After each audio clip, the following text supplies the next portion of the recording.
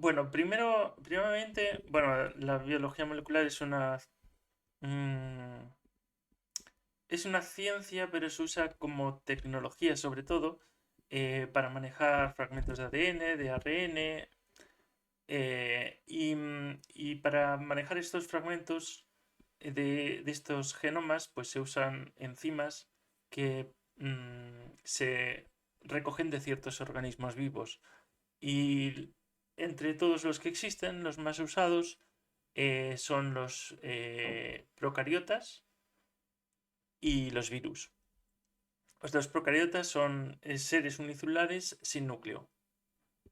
Y algunos virus, como los virus de ARN, pues presentan unas enzimas muy características llamadas retrotranscriptasas que revolucionaron la tecnología para uso de biología molecular. Bueno, el material genético es, voy a resumir porque no voy a alargarme aquí, es una información, la información biológica hereditaria que contienen todos los organismos vivos y algunos organismos que no se sabe si son vivos, como los virus, que no sabemos catalogarlos, hay alguna discordancia. Muchos científicos dicen que son vivos, pero otros no. Em, y bueno, ese material genético tiene distintas características dependiendo del organismo del que tratemos, ¿no?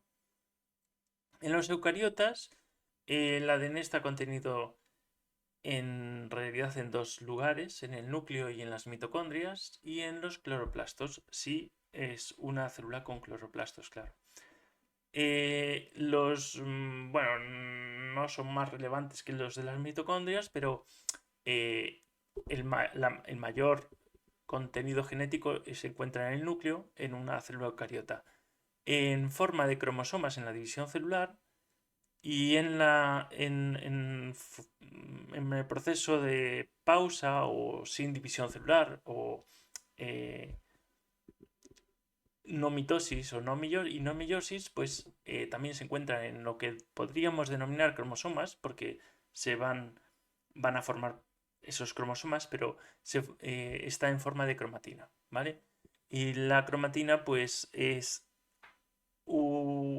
la primera de las organizaciones entre ADN y proteína eh, más básica, que son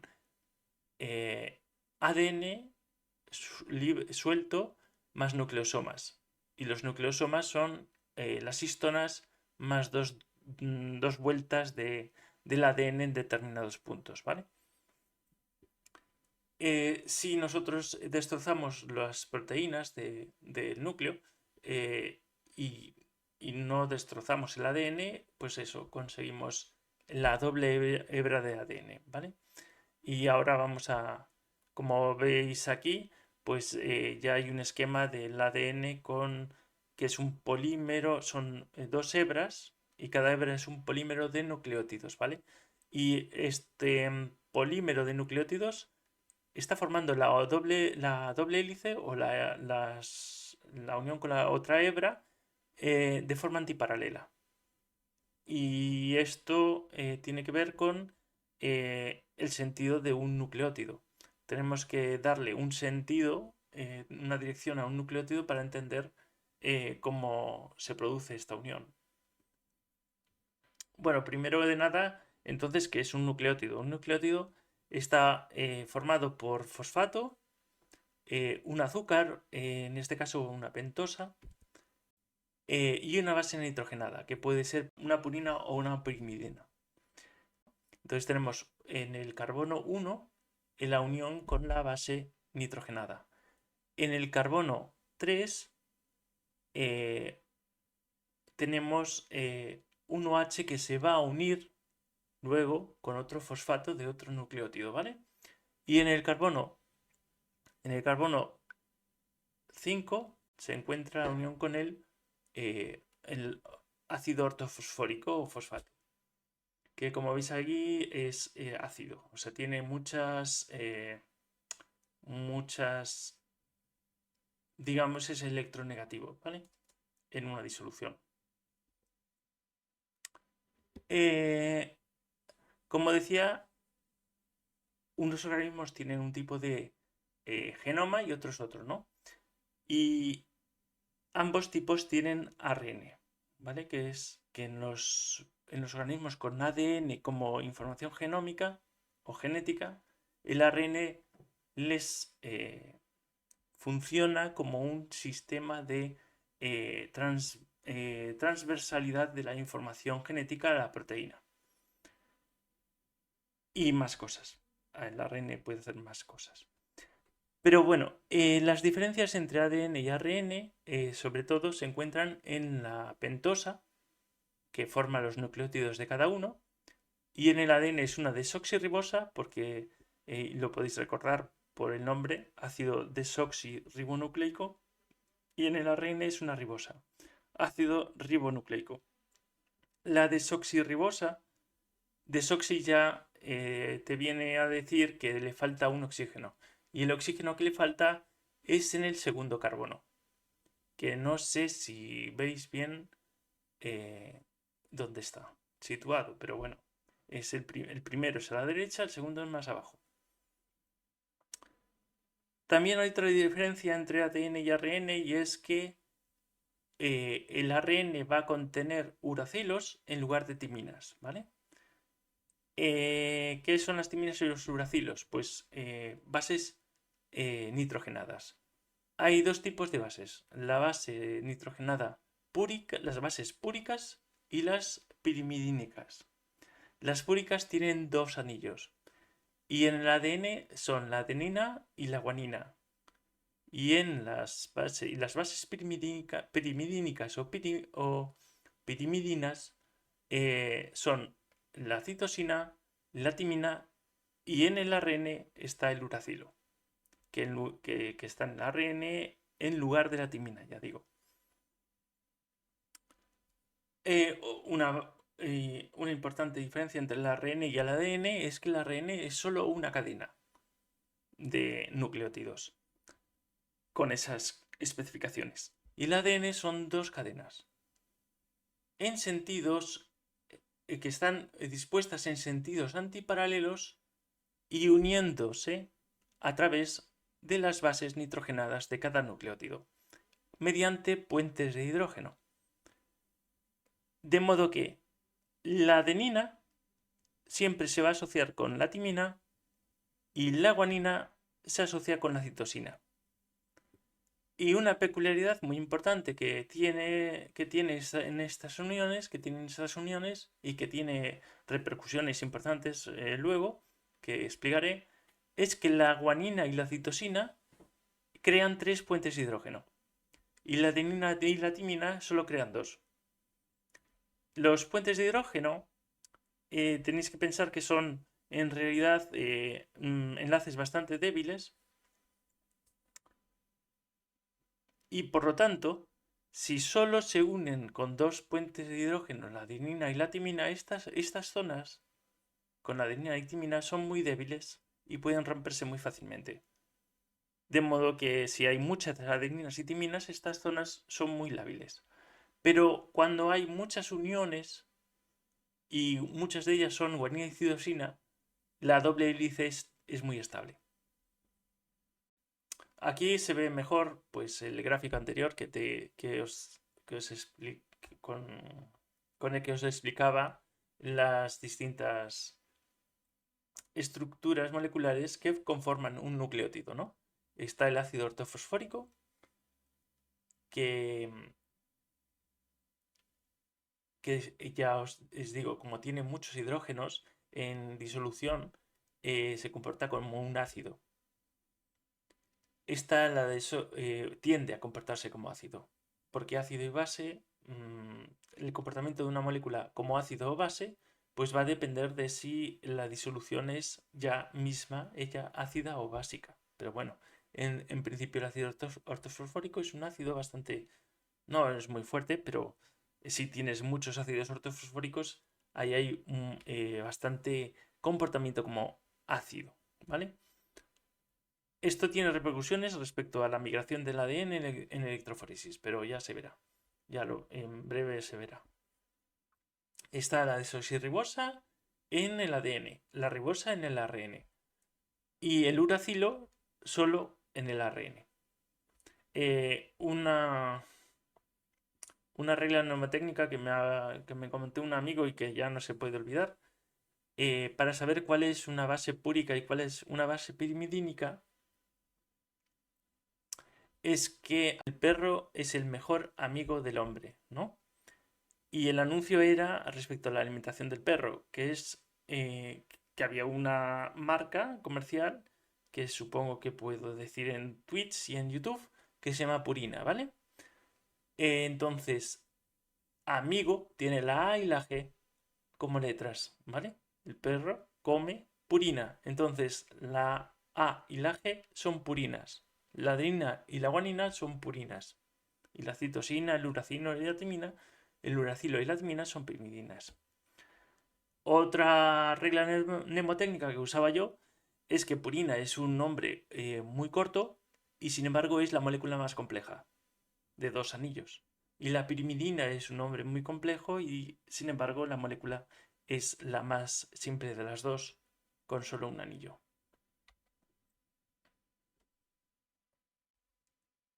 Y bueno, aquí reflejo más claramente, ¿no?, que la desoxirribosa le falta un oxígeno al carbono enlazado al carbono 2 y la ribosa tiene SOH. De nuevo aquí explico, bueno, muestro más detalladamente los 3 enlaces de puentes de hidrógeno entre la citosina y la guanina en una hebra de ADN y la adenina y la timina solo forman 2, ¿vale?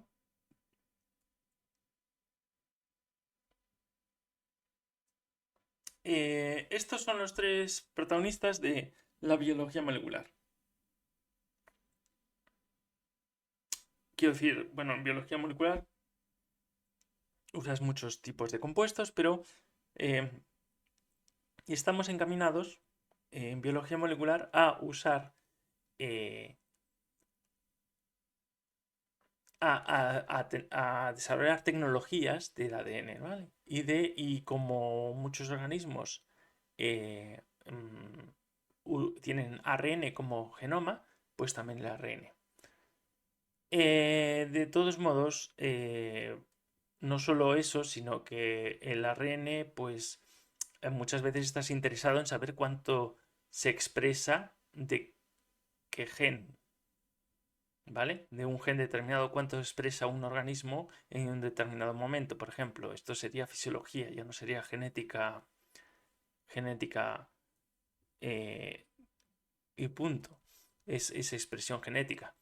Y para medir la expresión genética necesitamos extraer el ARN y no el ADN en este caso. Pero bueno, es una excepción que no nos preocupa ahora, ¿vale? Si nosotros quisiéramos medir cuánto ARN hay en una célula, que es una medida de cuánto se expresa esa proteína, cuánto se transcribe, tendríamos que pasar el ARN a ADN para trabajar con el ADN a partir de ahí. O sea, podríamos sacar toda la cantidad de ARN de un determinado ARN, pasarla a ADN y de ahí estamos trabajando con biología molecular normal. Porque el ARN, primero que no tiene posibilidad de... No podemos editar, no podemos manejar tecnológicamente el ARN por sí solo, si no lo pasamos a ADN, y además que el ARN tiene que pasarse a ADN rápidamente porque es muy termolábil bueno, y no solo termolábil, sino que las enzimas lo atacan muy rápidamente, es muy inestable. El ADN es muy estable y podemos, pues, básicamente podemos extraer ADN intacto de células de mamut, que ya estoy esperando a ver si esa tecnología puede llegar a tal cosa, porque me parece una curiosidad divertida. Pero, o sea, que del mamut se puede extraer ADN, eso sí, lo que pasa es que no se sabe, yo no sé hasta ahora si ese ADN está 100% perfecto en algún en algún tejido que puedan extraer para poder realizar la clonación de un mamut. Pero eso, imaginaos, o sea, no, no 60 millones de años o 70 millones de años para sacar ahora dinosaurios, pero eh, mamíferos antiguos sí que se pueden desextinguir. Y lo que nos importa respecto al medio ambiente y los ecosistemas, pues mamíferos extinguidos hace unos 100 años, pues también, claro. Entonces vamos a hablar ahora de ciertas características del ADN para entender un poco cómo se puede usar o cómo se debe usar para las tecnologías de biología molecular. Una cosa interesante para un futuro lejano, o no sé si tanto, es que como cualquier lenguaje, pues existe la posibilidad de realizar mensajes palindrómicos. En este caso son secuencias de ADN palindrómicas, ¿no? Palindrómica quiere decir que se puede leer el mismo mensaje por ambos lados. Hay muchos juegos de palabras con esto, muchos, vamos, expresiones así, sí, juegos. Pero en el caso, pero claro, el ADN es una doble hélice y la lectura se hace en un sentido solo. Ya veremos eso después. De modo que la secuencia palindrómica en el ADN no es que en una secuencia de una hebra tenga la misma ristra de mensajes por un lado y por el otro como si fuera un espejo. El espejo en este caso tiene que estar situado, o sea, la imagen reflectal o sí, la imagen del espejo debe estar situado en la otra hebra y en el sentido típico de lectura. Por lo tanto, como veis aquí, pues hay una, vamos a ponerlo en PowerPoint. Como veis aquí, hay una secuencia que es la ATCGT y de 5' a 3'. Ya vimos el número de los carbonos, ¿no? 5 es el carbono que estaba enlazado con el ácido ortofosfórico y 3 con el ácido ortofosfórico del otro nucleótido, del de abajo. Bueno, pues ATCGT está también escrito en la secuencia 5', 3' de la hebra complementaria. ¿Vale? Y como veis, el mensaje no varía si le damos la vuelta.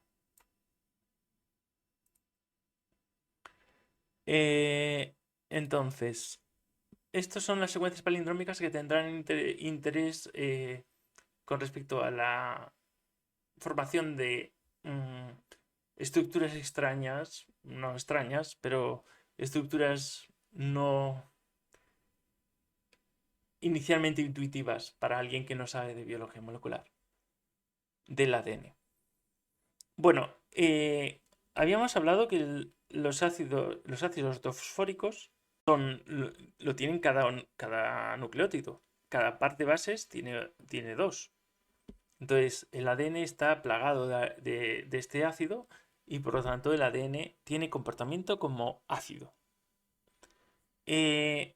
También se ha visto que el ADN tiene un pico de absorción a 260 nanómetros, lo cual nos viene bien para saber la concentración de ADN en una muestra y si se ha extraído bien.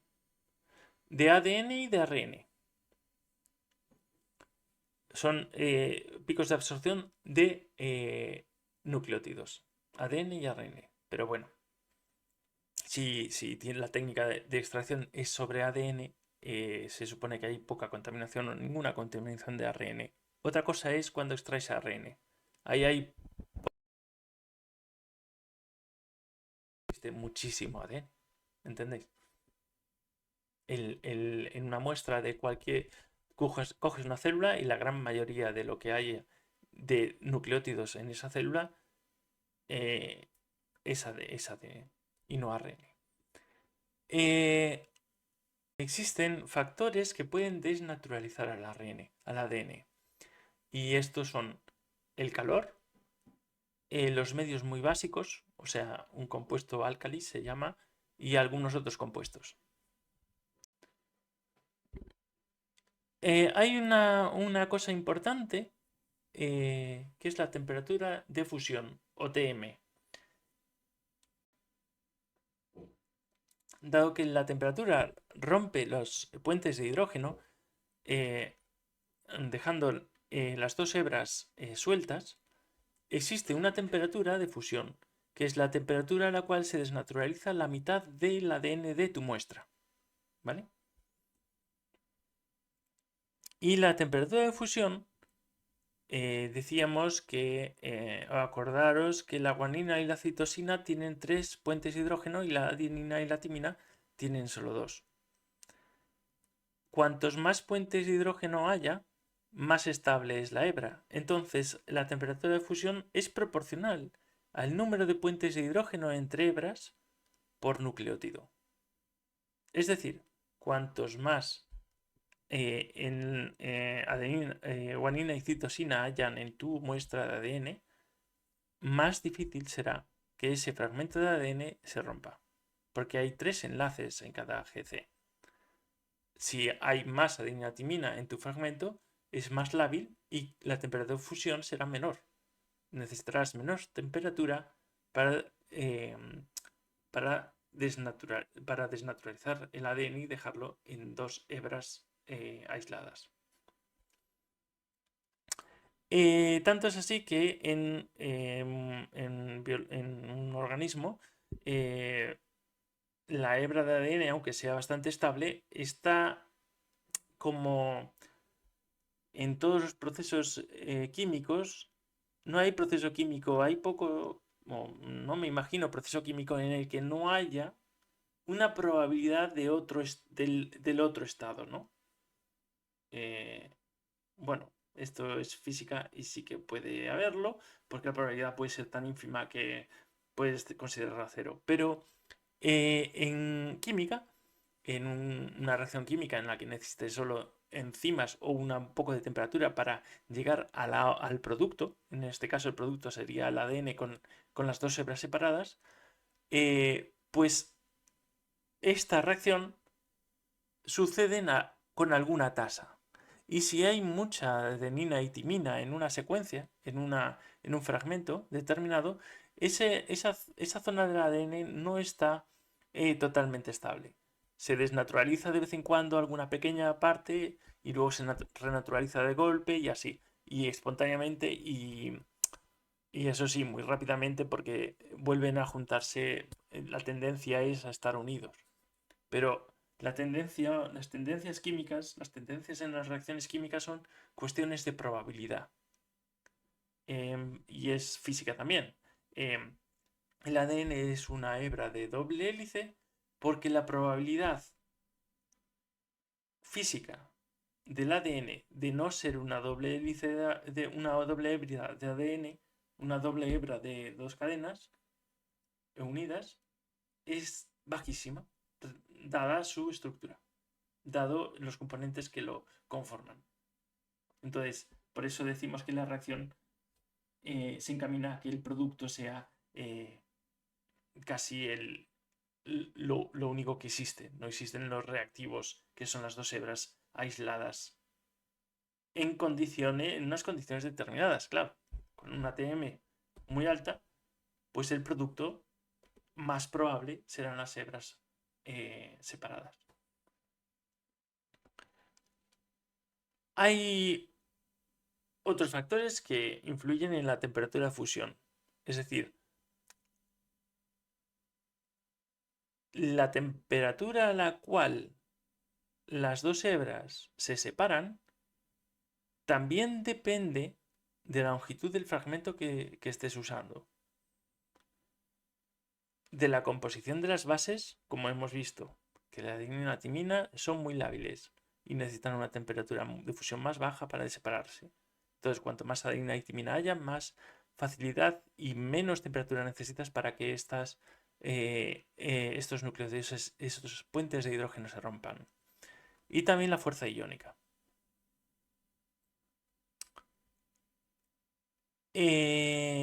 Bueno, no habíamos hablado, habíamos dicho que los distintos organismos tienen distintos materiales genéticos, ARN o ADN, ¿no?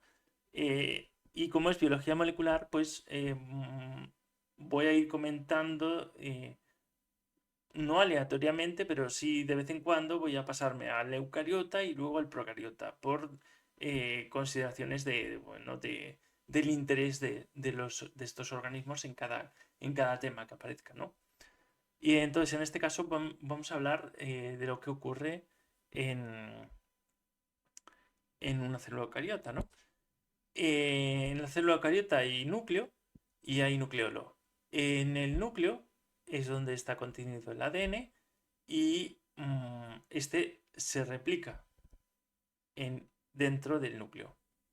Después de replicarse vendrán las fases de mitosis o meiosis, que son como 2 mitosis consecutivas, aunque la siguiente mitosis no es extraña, no existe. Bueno, sí, no vamos a meternos en eso ahora. Pero el ADN se replica dentro del núcleo. La replicación, ¿qué supone? En realidad es una transferencia de la información a lo que va a ser la siguiente célula hija. Y desde el punto de vista, si estamos hablando de un ser unicelular, la célula hija es la siguiente generación. Entonces podríamos hablar de que eso implica la transferencia de información a lo largo del tiempo. Que no es una cosa que se busque, es una cosa que pasó, y como pasó, pues sigue pasando. Básicamente eso es la base fundamental inicial de la evolución biológica. Y me voy a parar aquí un poco. ¿Qué quiere decir esto? Quiere decir que aquel elemento biológico o pseudobiológico que no haya replicado su contenido y lo haya transferido a la siguiente generación, ese elemento, si se extingue, si se muere, no deja a la siguiente generación. Y entonces la siguiente generación, ese elemento no aparece, no está en la realidad. En la realidad, ¿qué hay? Pues solo elementos que han, por algún casual de las reacciones químicas que se está viendo que no es tan casual y que por eso estamos plagados de vida en el universo seguramente, que el universo está plagado de vida seguramente, pues el que haya dejado de el que haya transferido su información a la siguiente generación, pues en la siguiente generación existe esa entidad también. Y por ello podemos decir que se ha transferido la información genética, pero sin ningún objetivo, sin ningún criterio. Simplemente lo hizo el primer elemento que lo hizo y ese elemento siguió. Lo hicieron otros elementos y siguieron. Los que no consiguieron seguir con ese proceso, pues que no es que lo quisieran conseguir o no, pero los que no lo hicieron, pues dejaron de existir y ya está. Bueno, pues el ADN se replica, pero es que eso solo es una transferencia a lo largo del tiempo de la información. La información genética es imprescindible para que el organismo funcione, que se transcriba en un funcionamiento del organismo. Es decir, el organismo que no funciona deja de funcionar y entonces también desaparece. Solo funciona aquel que ha conseguido funcionar. Y el funcionamiento viene en las células eucariotas, en las células bacterianas, o sea, en los procariotas y en los arqueas e incluso en los virus, viene de lo que denominamos péptido o proteína o enzima, porque hay otros elementos que no son péptidos o proteínas que también son enzimas y tienen funcionalidad biológica, que son esos ARNs que veis ahí. El ARN es bueno, una de las funciones más importantes del ARN es la transferencia de la información genética contenida en el ADN de una eucariota a la funcionalidad enzimática del péptido de la proteína. Enzimática o no enzimática del péptido y la proteína. Pero en sí mismos el ARN, al ser un elemento de transferencia de esa información, son en sí mismos o funcionan como enzimas. ¿Vale? Y uno de los más espectaculares desde el punto de vista enzimático son los ribosomas, puesto que la máquina del ribosoma es, o sea, ya lo iréis viendo. Entonces, de ARNs que hay ARN transferente, ARN mensajero y ARN ribosómico. Existen otro tipo de ARNs, como el ARN de interferencia, el ARN de interferencia, por ejemplo, que tiene que implica o lo que afecta es a la regulación precisamente de la transcripción. La producción de esos ARNs, a esa producción se le llama transcripción. A la producción de ARN ribosómico, la transcripción del ARN ribosómico sucede en el nucleolo, una parte del núcleo, cuando la célula no está en mitosis o meiosis. Y no está especificada ahí, pero bueno. Una vez fuera del núcleo, el ARN transferente, el mensajero y el ribosómico interactúan junto a los aminoácidos, el ARN transferente junto a los aminoácidos y todos ellos como una máquina junto a los aminoácidos, y engancharán los distintos aminoácidos. Lo hará el transferente siguiendo la pauta de la secuencia o el código del ADN, el código de la secuencia. El código quiere decir la señal, el mensaje que haya. Y se unirán esos aminoácidos para formar una cadena de aminoácidica que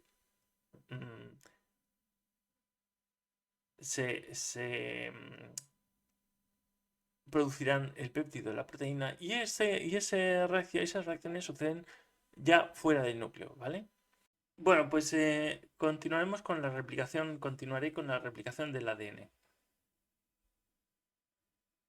que es el paso que sucede en el núcleo y que va a ser previo a la división celular y por lo tanto tiene implicaciones en la herencia genética a la siguiente célula o, en caso de ser una línea germinal, y a la siguiente generación. Bueno, lo primero que hay que decir de la replicación del ADN es que es semiconservativa. ¿Y eso qué quiere decir? Que se conserva en la siguiente generación de célula, se va a conservar una hebra del ADN original, de la doble hélice de ADN original. Y se va a formar una hebra nueva en esa nueva célula hija. Esa nueva célula hija va a tener una hebra nueva en esa doble hélice de ADN formada por nucleótidos que hayan encontrado las enzimas en el medio. Y como veis en el esquema, pues se está formando la doble hélice de ADN de las células hijas, y las células hijas son dos.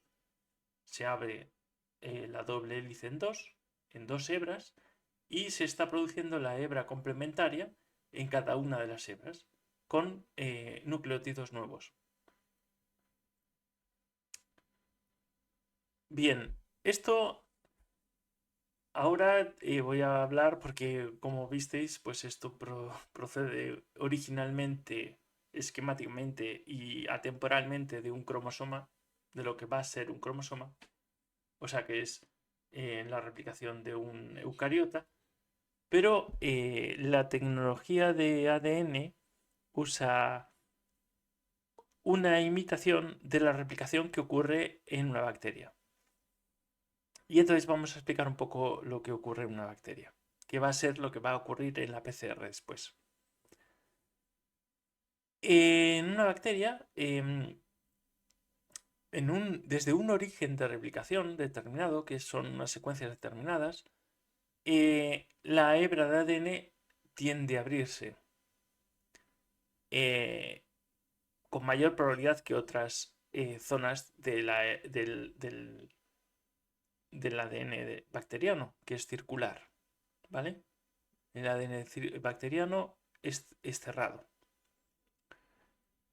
Al abrirse, se pueden asociar a él, y se asocian, determinadas secuencias cortas, en este caso de RNA, al origen de replicación en las dos hebras. Y esta burbuja, que puede decirse que es una burbuja, o que se le llama burbuja de replicación u horquilla de replicación, se va abriendo hacia los dos lados, ¿vale? Como veis ahí está reflejado el 3' y el 5' de una hebra y el 5' y el 3' de la hebra complementaria, ¿vale? Que está puesta inversamente en el otro sentido. Y tened en cuenta que la timina se va a asociar a la adenina y la guanina a la citosina, exceptuando algunas mutaciones que pueden ocurrir, pero eh, por cuestión de probabilidad no se comentan hasta que se comentan las mutaciones. Cuando existe un primer asociado o primers asociados a las hebras en una horquilla de replicación, una proteína tiene la tendencia, va chocando, va colisionando, las proteínas que hayan por ahí van colisionando y las ADN polimerasas que encuentren un extremo 3' de ese ARN o primer ARN, va a empezar a realizar su reacción química. Y su reacción química consiste en añadir timinas, guaninas, citosinas o adeninas, según sea el caso, si hay complementariedad con la hebra original, y se irán desplazando en sentido 5', 3', añadiendo esos nucleótidos al extremo 3' siempre, ¿vale? También lo hará en la hebra complementaria, la de abajo. Y mientras se van abriendo las hebras de un lado, de un extremo desde el origen hacia los dos lados, ¿vale? En la otra zona en la que está vacía, que se ve vacía aquí, pasa algo, también pasa. Pero no lo muestro porque aquí solo quiero mostrar, de momento, las enzimas que van en la misma dirección que la dirección de apertura de la horquilla de replicación. Quiere decir esto que esta enzima, estos círculos azules, van a ir moviéndose, desplazándose, metiendo los nucleótidos determinados y añadiéndolos al extremo 3' del anterior nucleótido y haciendo que se produzcan los puentes de hidrógeno correspondientes con los otros nucleótidos de la hebra original y se van a ir desplazando desde 5' a 3' de forma continuada, no van a parar. Mientras se abra la horquilla de replicación, la horquilla de replicación se abrirá suficientemente rápido como para que esa enzima siga funcionando de forma continua. Y a esto se le denomina a la hebra que usan como molde para hacer la hebra nueva. A esa hebra se le llama em, hebra continuada. Sí, hebra continuada.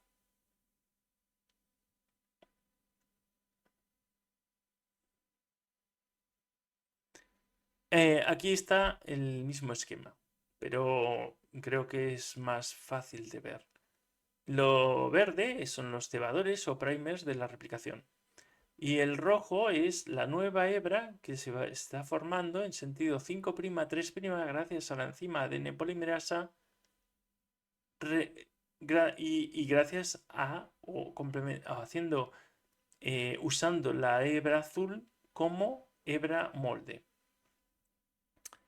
Y ahí están de nuevo solo reflejadas las enzimas que van a continuar la replicación sin parar, porque la horquilla de replicación se está abriendo en cada uno de los casos en el mismo sentido en el que trabaja la ADN polimerasa.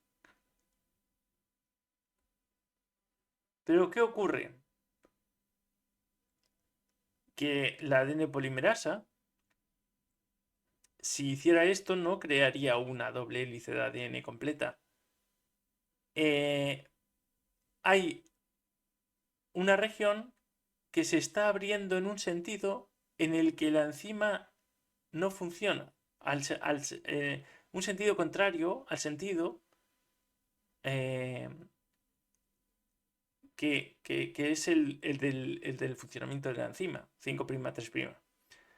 ¿Aquí qué ocurre? Pues igualmente, primers de ARN se asociarán a las zonas, aleatoriamente a las zonas que puedan de la hebra que se está abriendo, en la que no va a funcionar una enzima que tenga el mismo sentido de funcionamiento que el sentido de la apertura de la horquilla. Entonces esa enzima va a encontrar también ese primer asociado a unas secuencias que hayan en esos extremos de apertura y van a funcionar, ¿vale? Van a crear su hebra complementaria, su hebra complementaria que va a formar el nuevo ADN. Pero se topan con el final, es decir, se topan con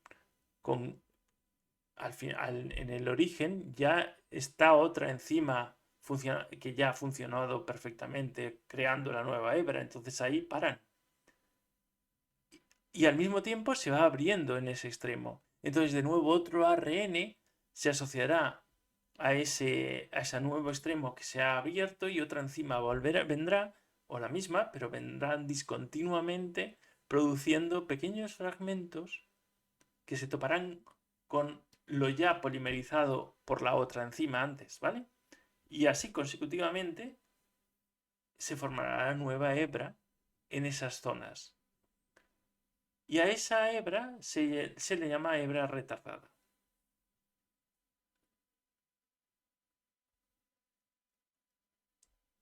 Una de las curiosidades, ahora me voy a meter solo por mencionar una curiosidad que tiene mucha relación con esto, es que como hemos visto se están poniendo, interaccionando ARNs con secuencias pequeñas, ¿no? Del ADN original en los extremos. Esto, pues, no pasa nada en un ADN circular que está cerrado totalmente. Pero en los organismos eucariotas, el ADN tiene extremos. Por lo que siempre habrá una zona en la que haya un ARN al final, en ese extremo asociado a la hebra original. Y resulta que ese ARN, como todos, tendrá que ser transformado en ADN. Tendrá que ser, los uracilos tendrán que ser sustituidos por timinas. Pero la enzima que hace eso necesita un extremo 3' anterior. Y si estamos en un extremo, no encuentra ese extremo 3' anterior y entonces no lo hará. Entonces siempre ocurrirá que en cada división celular va a haber en el extremo de los cromosomas, de lo que van a ser cromosomas, un ARN que no habrá pasado a ADN. Esto no tiene muchas implicaciones hasta que sí las tiene, debido a múltiples divisiones celulares y síntesis de ADN. Cuando las generaciones celulares pasan años y años, estas generaciones han reducido el contenido genético de una forma grave en el ADN, porque ese ARN se pierde, siempre se está reduciendo esos extremos. Esos extremos se llaman telómeros, ¿vale? Y el acortamiento de los telómeros es una de las bases biológicas más relevantes que producen al final o afectan aumentando la probabilidad de muerte por envejecimiento.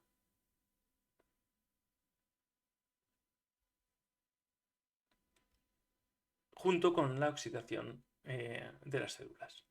Aunque hay muchas otras historias, como precisamente las mutaciones. Bueno,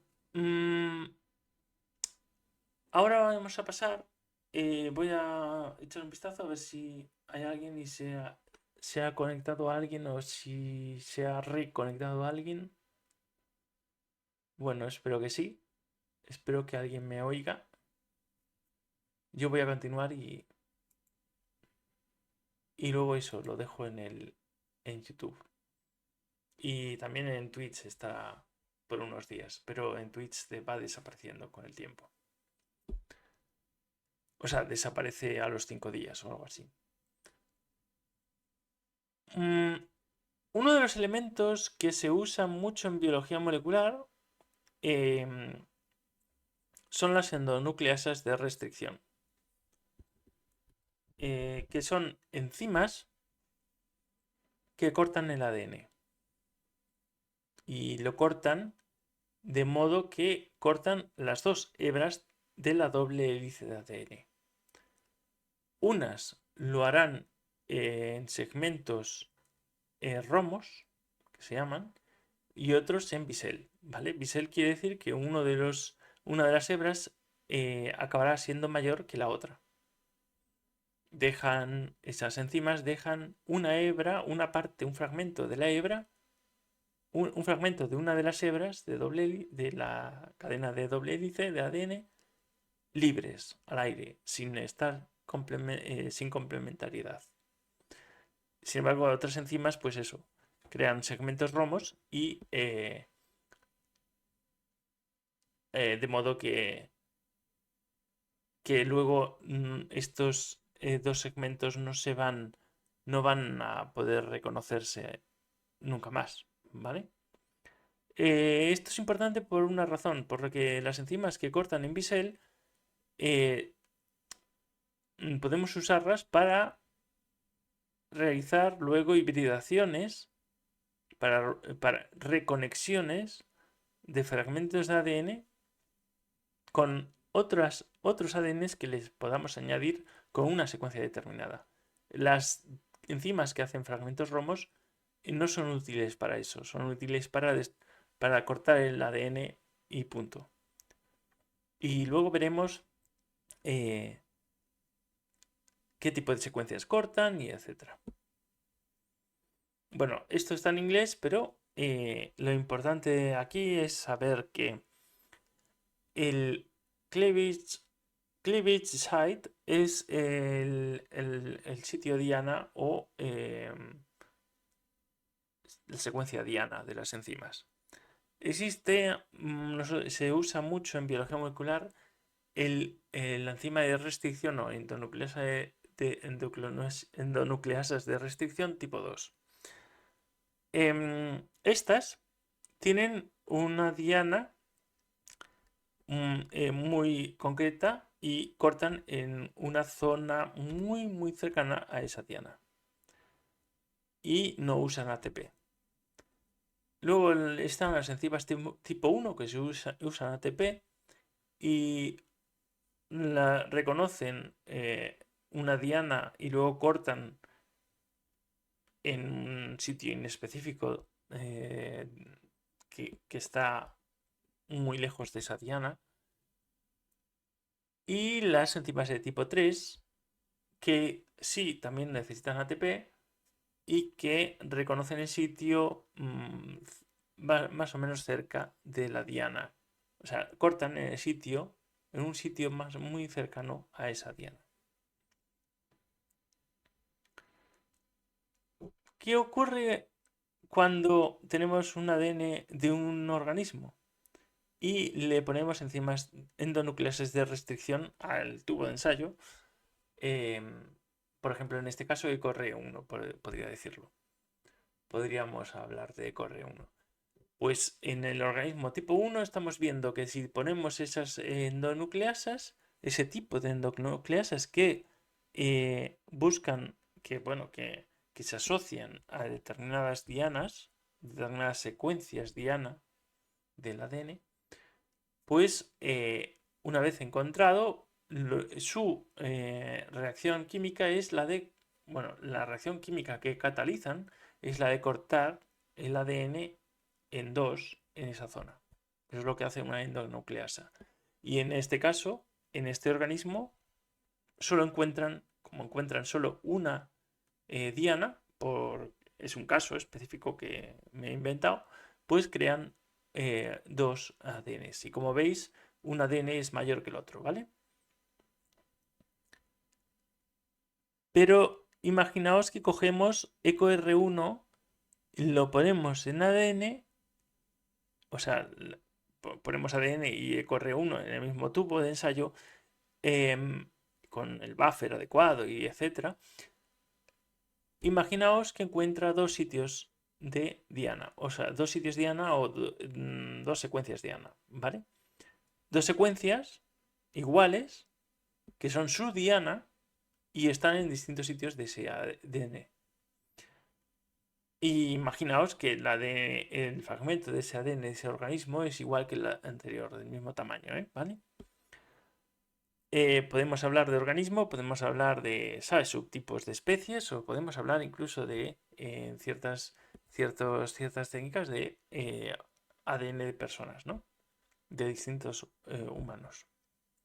Bueno, pues encontramos en este caso que, o sea, en teoría lo que encontraríamos son tres fragmentos. Si hay dos sitios de secuencias diana, dos sitios diana de esa enzima, lo cortará por esos dos sitios y el resultado serán tres fragmentos.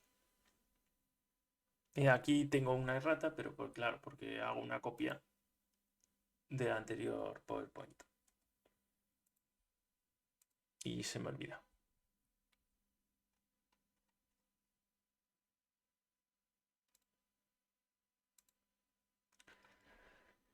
Bueno, pues esto es relevante, eso es la teoría. Esto sería la idea, ¿no?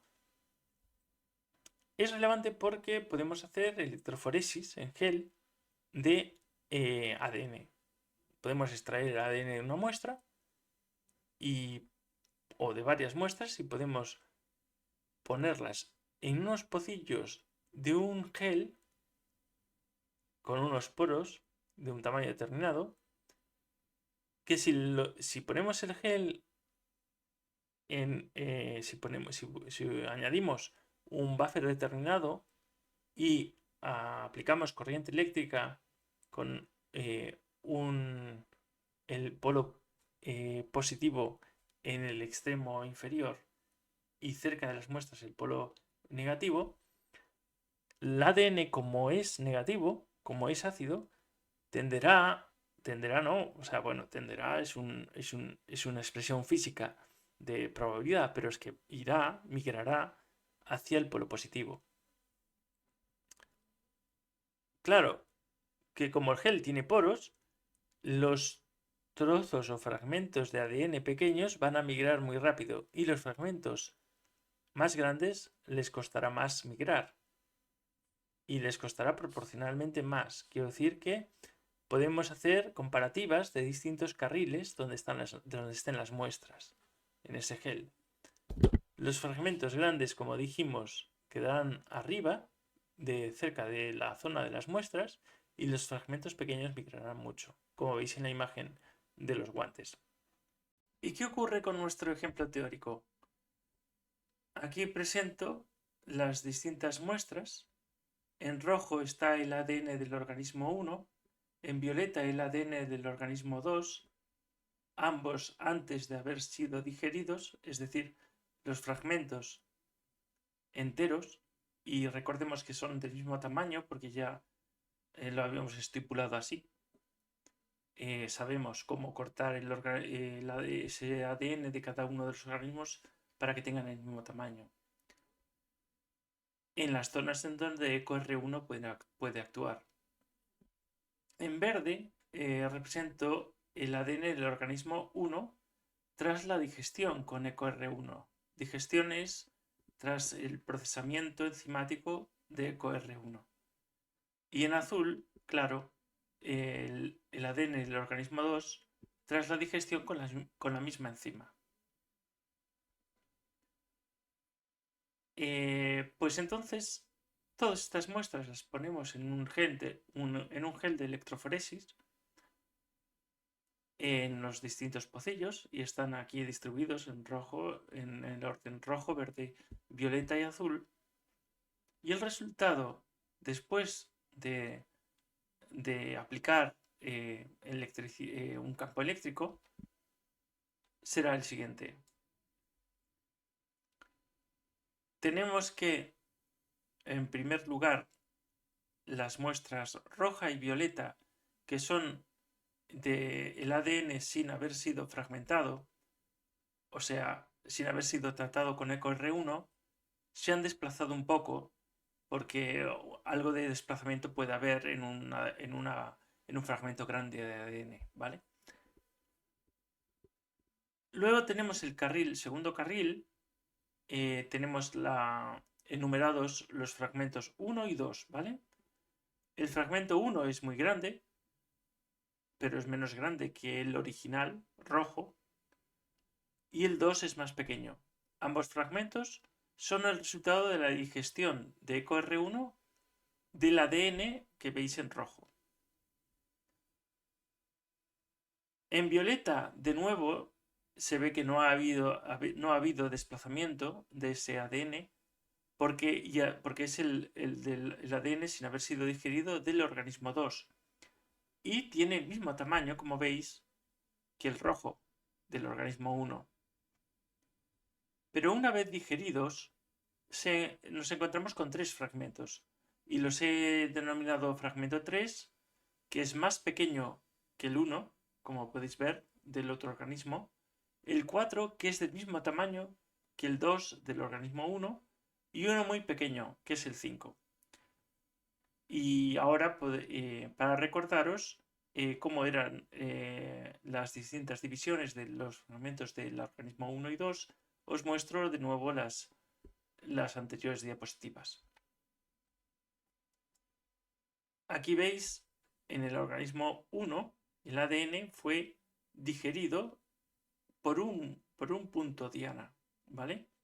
Y entonces se han conseguido, esa EcoR1 ha conseguido 2 fragmentos, el 1, que es bastante grande, y el 2.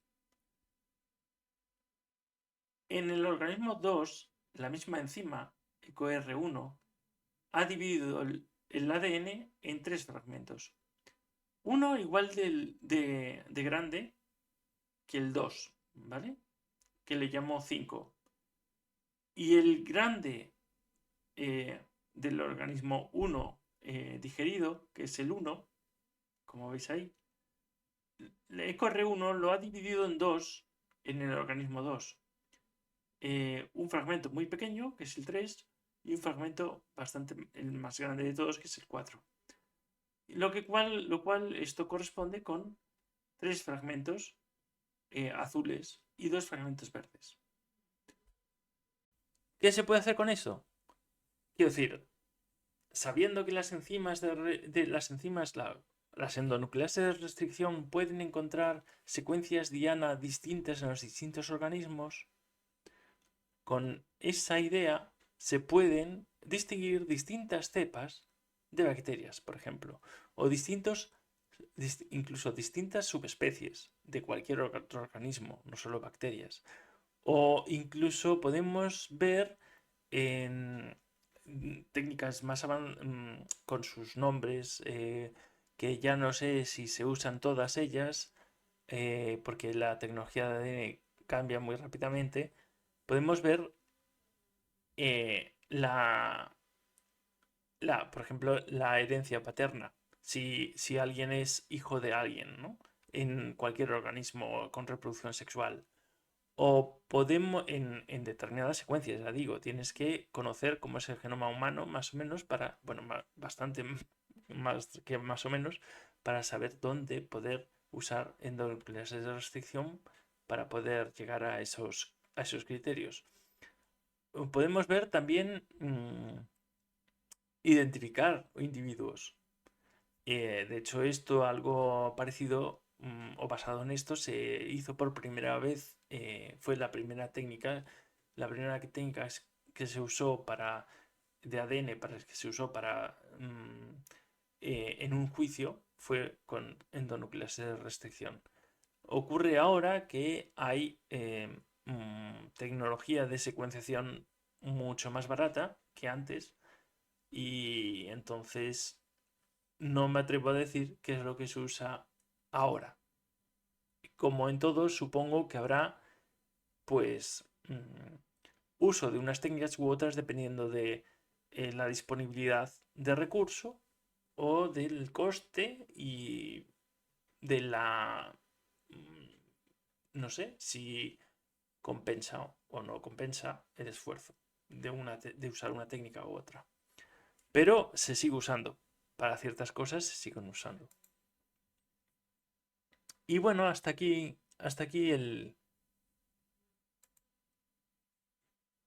la charla de hoy.